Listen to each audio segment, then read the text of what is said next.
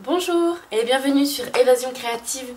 Je suis heureuse de vous accueillir pour un nouvel atelier qui aujourd'hui sera assez rapide puisque je vais vous expliquer comment réaliser vos propres bases de cartes. Donc au lieu de les acheter directement toutes faites, je vais vous expliquer comment les réaliser, ce qui vous permettra d'économiser de l'argent. Alors, vous pouvez avoir des bases de cartes qui s'ouvrent comme ceci vers le haut. Voilà. Ou comme celle-ci sur le côté. Voilà. Ce sont les mêmes mesures, mais tout simplement pas utilisées au même endroit. Donc je vais vous expliquer tout ça. Alors, nous avons besoin pour cela de feuilles de papier A4. Alors moi j'ai choisi une feuille de papier Corail Calypso et une feuille de papier couleur Galante Glycine. Nous avons également besoin de notre coupe-papier Stampin' Up. Alors, ce coupe-papier Stampin' Up, il permet non seulement de couper, mais également de rainurer, de plier. Alors, vous avez pour cela deux petits outils juste ici. Alors, le plus foncé sert à couper, le plus clair sert à rainurer, plier. Donc, vous pouvez les glisser en haut et en bas pour ne pas qu'ils vous gênent. Vous avez également, pour moi, ce qui est un très bon point, vous avez les mesures en pouces et en centimètres directement sur le coupe-papier. Donc ce qui vous permet de ne pas avoir à faire les conversions de mesures, pardon. Vous pouvez donc directement travailler votre projet puisque, comme vous le savez, beaucoup de projets sont en pouces. Donc là, vraiment, votre travail est facilité. Alors, vous avez également une rallonge qui se trouve juste ici, qui vous permet de pouvoir travailler sur des projets beaucoup plus grands. Alors, nous allons commencer, donc je vais vous expliquer tout ça. Donc on va commencer avec notre feuille de couleur Galante Glycine. Donc, je vais vous apprendre comment réaliser vos bases de cartes. Donc pour commencer, pour qu'elles s'ouvrent sur le côté, donc comme celle-ci. Voilà. Alors, pour ceci, vous allez prendre votre feuille, vous allez l'introduire dans votre coupe-papier et vous allez placer à la verticale. Voilà. Et nous allons nous placer à 10,5 cm. Donc ici, je vais me placer à 10,5. J'espère que vous voyez bien. Hop. Je vais me placer à 10,5 cm.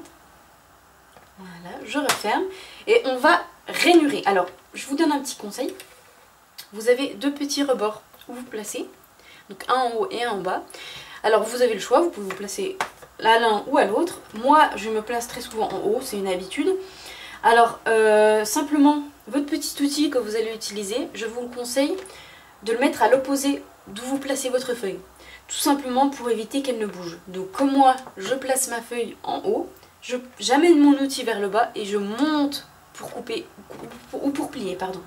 Donc je me replace à 10,5 puisque j'ai bougé, voilà, et je prends mon outil donc clair qui permet de plier, donc ou rainurer, hein, c'est l'un ou l'autre, on appelle ça de deux manières, et vous montez tout simplement, voilà. Ensuite nous allons retourner donc à l'horizontale notre papier. Et cette fois-ci, nous allons nous placer à 14,85 cm. Donc grâce au coupe-papier, vraiment on peut avoir des mesures très précises. Donc vous allez pouvoir sans souci vous placer à 14,85, que je vois un peu mieux. Voilà.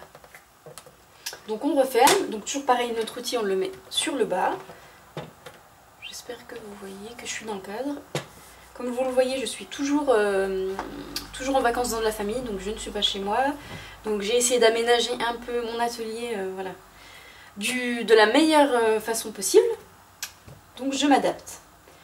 Alors on a dit 14,85, on prend notre outil et on l'amène sur le haut. Et nous nous retrouvons avec deux bases de cartes.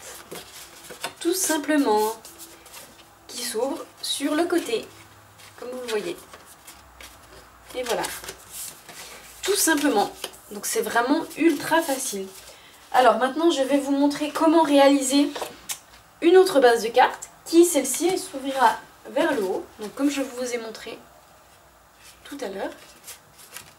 Alors je prends ma feuille Cora Calypso, je l'insère dans mon coupe-papier et cette fois-ci nous allons nous placer à l'horizontale, contrairement à tout à l'heure où nous étions à la verticale. Donc on se place à l'horizontale et on vient se placer à 14,85. Donc comme je vous le disais, ce sont exactement les mêmes mesures mais utilisées d'une manière différente.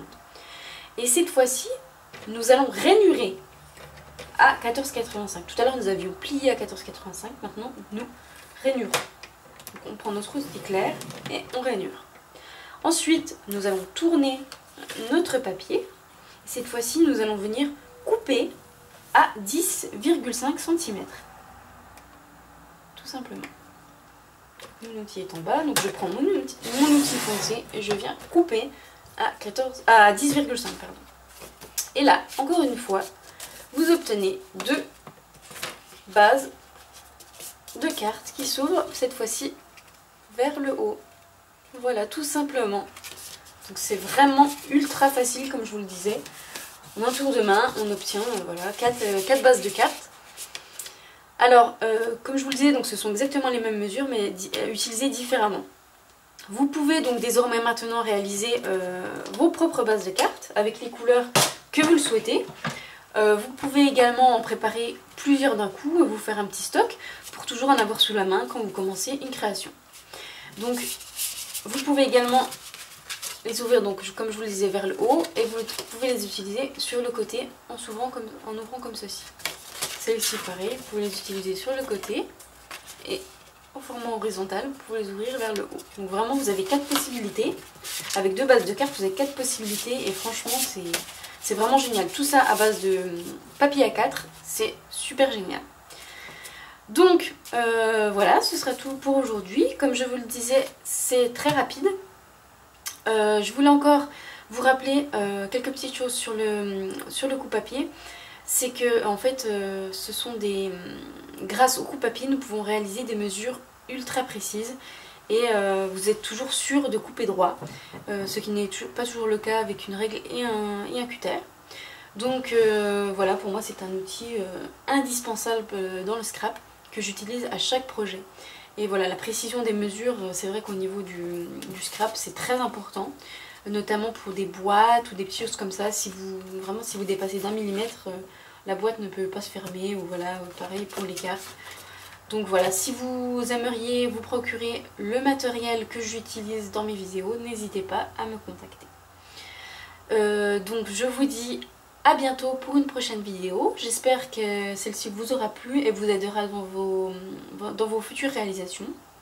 N'hésitez pas à mettre un petit commentaire, un petit pouce vers le haut si vous avez aimé ma vidéo. D'ici là, prenez bien soin de vous. À très vite.